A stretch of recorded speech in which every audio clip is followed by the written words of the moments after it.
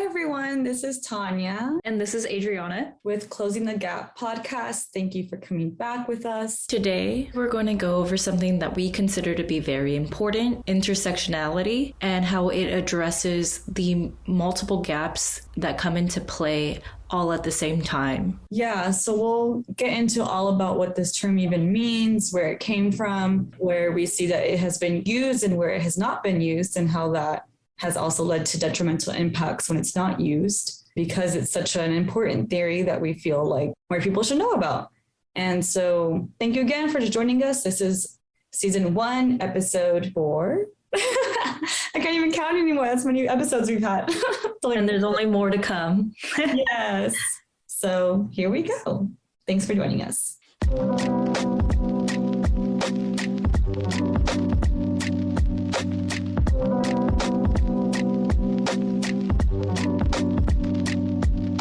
Today, we're going to talk about intersectionality. And I'll just start off by talking about where this term came from, and we'll go from there. So this term was coined by Kimberlé Crenshaw. She is a Black professor at Columbia University, and she actually coined it back in 1989, but it didn't really go into public discourse until recently. And now it's just in mainstream discussions, even though it started off as a legal term. So it really has joined different circles than it was originally intended for. And she first coined it to help explain the oppression of African American women in America, because she explained how when you only look at race, when you only look at racism, it doesn't fully envelop or demonstrate what African American women go through, because you also have gender when it comes into that. And as an African American woman, obviously she knows this as firsthand experience. Yeah, and to add on to its background, this term actually came about due to a legal lawsuit that was put against General Motors from an African American woman who wanted to call out discrimination as a Black woman for not being hired. However, the judge threw out the case because he did not want to allow this woman to bring up a case for both race and gender. His argument being that there was Black people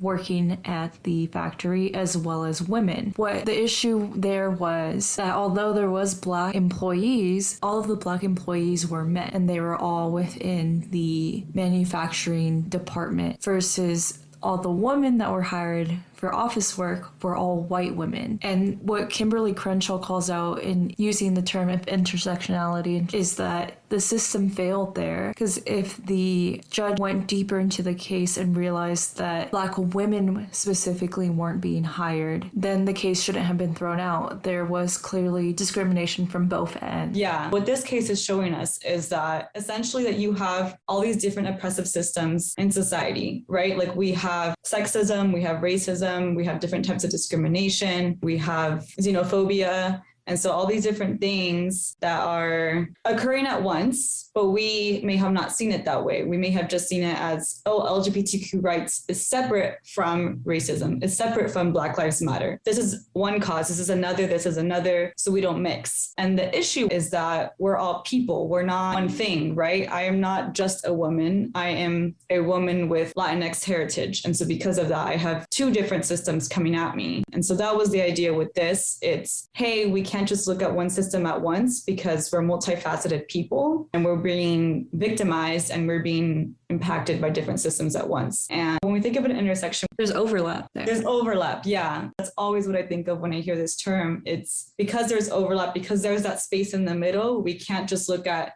each lane separately. They're not parallel.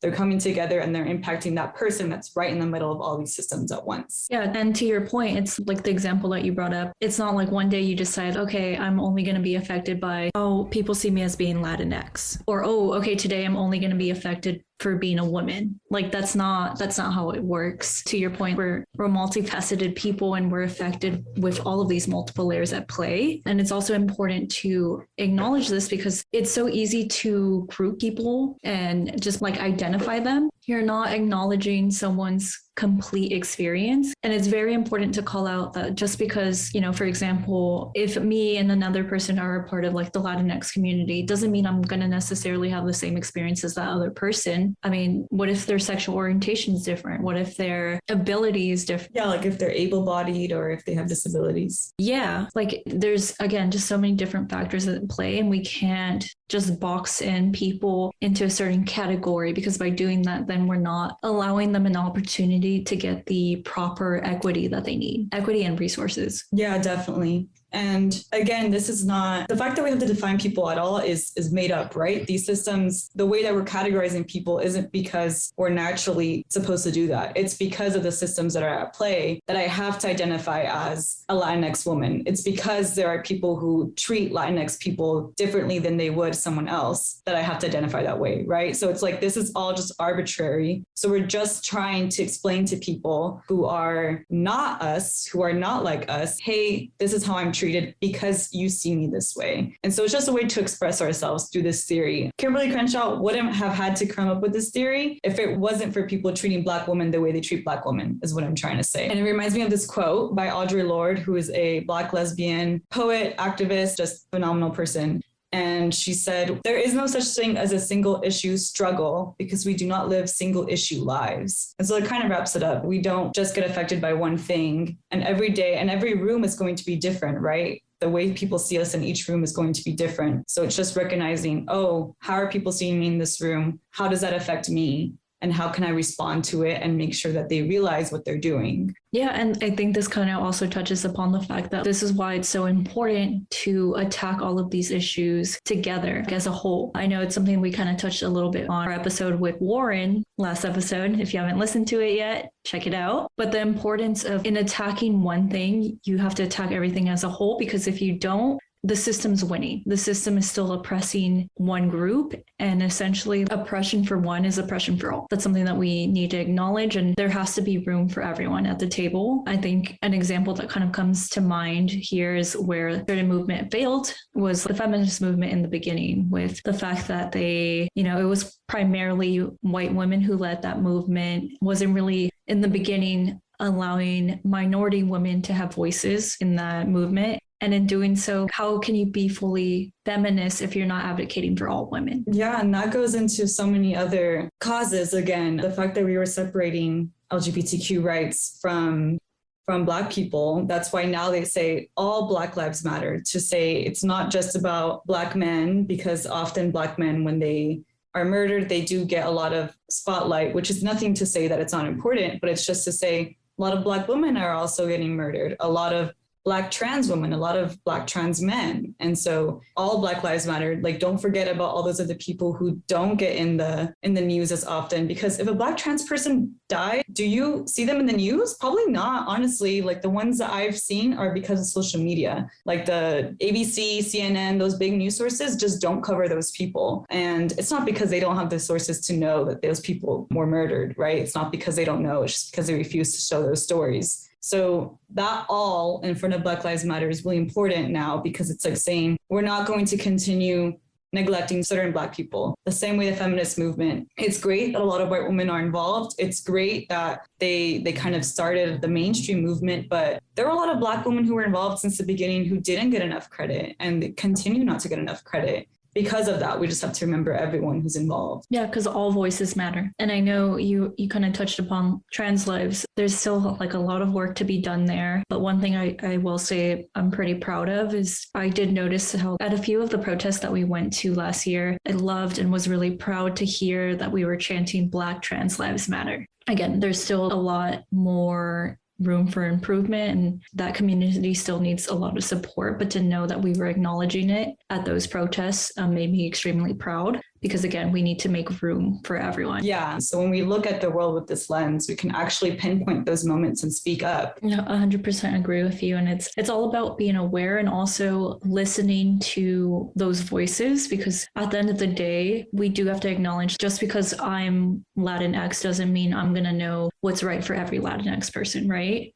And that's why people within those own communities know what they need. And that's why it's so important to listen, because although we might have similar struggles, I won't know their experience completely. So if you do want to be an ally and if you want to fully be an advocate for all voices, you need to be sure to listen and to fully understand what's needed from the people who are being affected from those communities and multiple communities. One thing I really want to call out that's super important is please be sure not to only actively participate in groups that are tied to you. For example, for me, like I can only be a part of the Latinx group. Try to be well-rounded in your education and your support, even if you're not a part of a certain community. Like, for example, the thing that comes to mind is at my current job, we do have a lot of employee resource groups. And with everything that was kind of happening against Asian hate earlier this year, I decided to listen in to a lot of these events to help combat what was going on to the Asian community. And it kind of was a little bit disheartening to see that the majority of people that were at these meetings and at these forums were Asian people. And it's like, no, we need allies there as well. Like, you need to be able to support other struggles and acknowledge and be aware of what's going on in other communities. So please, in educating yourself and in supporting these organizations, please be sure to include communities that are not a part of what you may identify as. Yeah, I love that point, especially because it can feel, like you said, like there are other struggles. And in some sense, I guess they are because you don't identify with them. But again, intersectionality, these really aren't other struggles, right? Like at the end of the day, we all have to join together, Asians, Black people, and Black people can also be Latinos, Afro-Latinos, people like me who are Latino but look white. And so it's, at the end of the day, all of us have to help each other, because either we all move forward together or we just stay where we are, stagnant, or even move back. And we don't want that. We don't want either of those. And even in those forums that I did attend, even though I wasn't sure if I was going to be able to fully relate or understand how members of that community were feeling and my coworkers were feeling, it was insane to hear these stories. And even not from the perspective of a woman, a lot of these Asian women were expressing fear of being outside and walking home at night. And it's like, that's something I completely relate to. And I wouldn't have been able to empathize with if I hadn't attended this meeting. So empathy comes down to being able to relate, again, something that kind of was a little bit discussed with our interview with Warren, but you'd be surprised at how many similarities you do have with other people, and how although you might not be directly impacted the way that they are, you as a person, you should be able to understand and sympathize with. And that's something Warren said too. We're just like, I know, just about Warren. He might as well be in the room right here. We're to listen to this and be like, hey, we're still talking about you. We're also just shamelessly plugging. Please listen to that episode because it was great. But yeah. Yeah, it's a perfect precedent for this one. But something he said was, one quote I really liked was that going to a white cop, if you just looked past my color, him being a Black man, you would see that I could be like your nephew. I could be your family member. And that's just showing again, like we really are similar. You're just focusing on that one thing that makes you different, or that you think makes you different. And because you hone in on that, you forget that there's a person there, right? You forget that that person also just wants to live, also just wants to sometimes just survive, also just wants to think same things you do, like to be happy, to be able to succeed. And so we have all those similarities. The only difference is how these systems affect each person and each community differently, right? So the only difference is that a Black woman is going to have different systems coming at her compared to me. But at the end of the day, both of us want the same thing, to get past those systems, to get rid of those systems so that both of us can be happy, can live and not have to worry about them anymore. So just again, that reminder that don't focus on the one thing that you think makes you different from someone, because that's not even really that something they created. It's just something that they have to live through because they live in the society that you live through as well. Yeah, but also we do need to recognize the one thing, I don't know why, it's just coming up in my head. I remember being younger and the way that some people would claim that they weren't racist or try to say that, oh, racism doesn't exist anymore, is by saying like, oh, I don't see color. Mm-hmm. Like, oh, when I look at someone, I don't see them as being Black. That's so harmful because you're not you're not acknowledging the struggles and the experiences that they have. They don't get to choose. Just because these people who would claim this, just because you don't see them as Black doesn't mean that they're not experiencing life as a Black person. It is very important to acknowledge what people are going through. And that's why intersectionality is so important, because we need to. It's funny that this term was needed, because when you look at it, it's so obvious. Yes, how could I not see that someone who is a Black woman is going to be treated differently from a white woman? Yeah, it's very sad to know that we need this term, but it's something that I really want to make sure that we're making clear, is the importance of first acknowledging the different experiences people may go through because of the different identities that they have, acknowledging that, but also being able to understand how you can empathize with them and how they are people too, and why they deserve the same rights and why they deserve the added support for having those multiple layers to them. Yeah, and that's why when the Black Lives Matter protests broke out in 2020, or I should say the most recent wave, when a lot of people started saying, well, all lives matter. And it was like a way to say, hey, why are we just focusing on Black lives? And then, so the clapback from Black Lives Matter people was all lives matter, therefore Black Lives Matter. Like, you don't want to end there, because yes, all lives matter. We're not telling you that your life does not matter because you are not Black. Your life matters, but are you experiencing what a Black person is experiencing? If you're not Black, then probably not. So instead of, just making it about yourself, try to make it about all of us. And that is not by discrediting what they're saying. Again, so that goes back to amplifying their work and listening to their voices. If they're saying their lives matter, it probably means that they don't feel like they matter in the eyes of society, in your eyes. And if we've shown that. Yeah, and they have every right to, exactly. And it's the most basic thing, right, to matter. It's not even like Black lives are better. It's not even like Black lives deserve more, because they do than they have. But it's literally, we just matter. It's like the most duh thing. Like, just like, of course you do. But the fact that they have to just advocate for that is, it says a lot. So there's just a lot we can do before responding, before reacting to these things and feeling, oh, they're against me because I'm not part of that community. That's usually not what it is. Usually it's just that they're advocating for their own, and they want you to be a part of that as well. They need your support. Yeah, because especially if you have the privilege of not being in that community. So, but to add on to that too, it's also important to not only be an ally to others, but to also be an ally to yourself. I think something that we can work on always is to take care of ourselves and to acknowledge the struggles we're going through. For example, I know when I was younger, a lot of my family members and even some teachers in high school would tell me, hey, you have to work harder because you're not only Latino, but you're also a woman. And for the longest time, I didn't really understand that. And it was a lot of added pressure on myself that I just didn't fully understand. And now that I'm older, and now that I understand now why I was told this so much, it's a sad reality that I am dealing with. And for the longest time, I just wouldn't really acknowledge it, or I don't know, I didn't want to play into being a victim.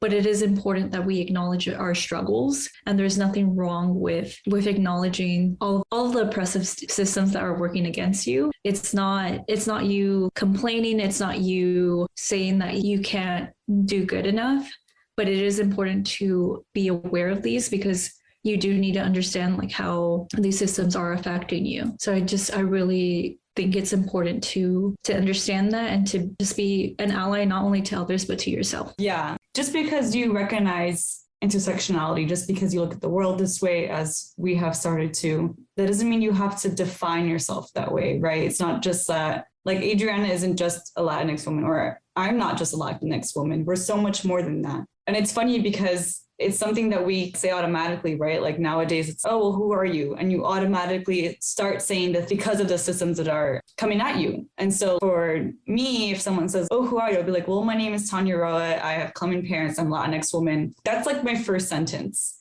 And so I'm automatically associating myself with, yes, things that are important to me, but why are they important to me? They're important to me because I realize that the systems in place, that society in place sees me that way. And so I have internalized that as who I am. And it's not who I am, right? It's not all of who I am. And so We're not saying this to say, hey, start looking at all the systems that are coming at you and that's who you are. Like, that's not what we're saying. You're so much more than just what society defines you as, than just what the systems that are oppressing you as. It's just that when you realize, like Adriana said, for so long, I didn't realize what they were telling me. Well, now she does. And looking back, you can think, oh, okay, that makes sense. So that I guess that is true. I guess the world is that way for me. And so just knowledge is power. That's what it is. Just knowing that is power, and it gives you a way to move around in the world that you couldn't have otherwise. Yeah, definitely. I think it also helps in, at least for me, it helped me realize that I need to stop comparing myself to others, even people within my own community. For example, in the workplace, seeing another person who is Latinx but is a man and seeing him move up the ladder more. I can't compare myself to him because I don't know his struggles. He doesn't know my experience either. I think that's one thing that's really important too, is we can't really compare ourselves to everyone else because we have our own experiences. And I think that's why it's important to not categorize ourselves so within like what society says, because at the end of the day, you are a unique person that's going through the world and experiencing it in its own way. And it's within your multiple layers. And it's important to acknowledge that it might look a little different from others. And then it's okay. But what's not okay is that because you're different, you're treated not equally. That's what's not okay. Yeah, we can see this in our own lives and in other lives. I think the reason I like this so much and identify with this so much is because it has helped me, like Adriana said, not just focus on my own struggles, but struggles of everyone else that I may not identify as. So I didn't even really know what communities, like I didn't really know about Stop Asian Hate until I took the time to follow these organizations and really get involved as much as I can, even if that means, I know we may have to talk about social media activism in another episode, because at the end of the day, social media activism isn't enough, but whatever. It's one way to at least get you to step in the door, right? So just posting that graphic, just reading that graphic, it's like planting a seed. That's what we need to look at social media activism as. That's not where it should end, but you can learn so much on there about all these different communities that you didn't know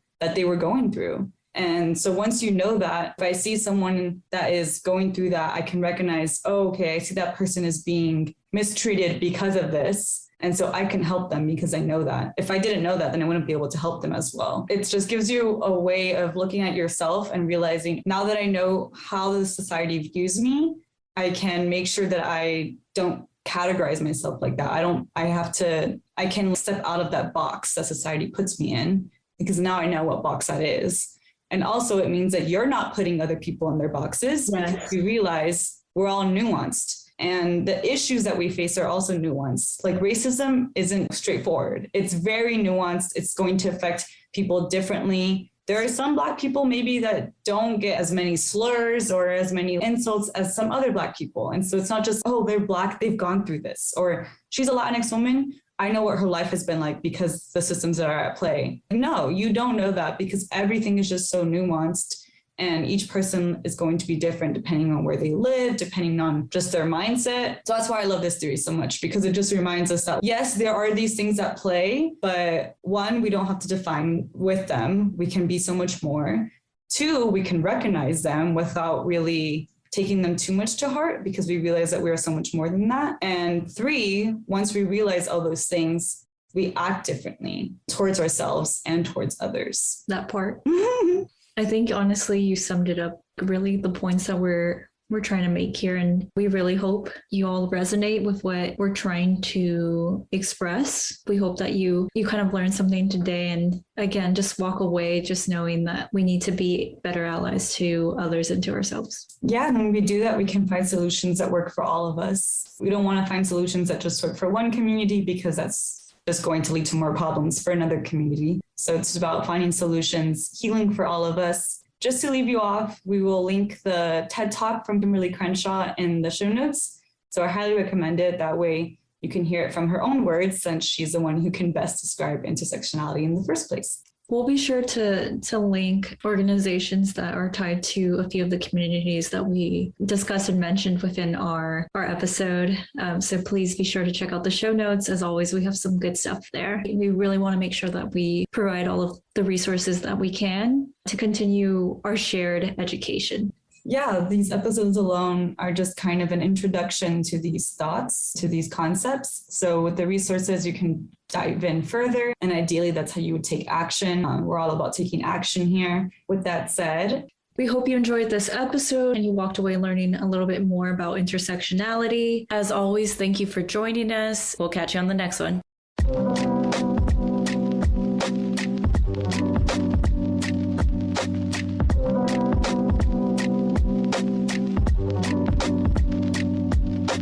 We hope you all enjoyed this episode. Please follow us on whatever streaming platform you use. To learn more, you can follow us on Instagram at closingthegappod or email us at closingthegappod@gmail.com with questions and feedback. Thanks for listening. Until next time.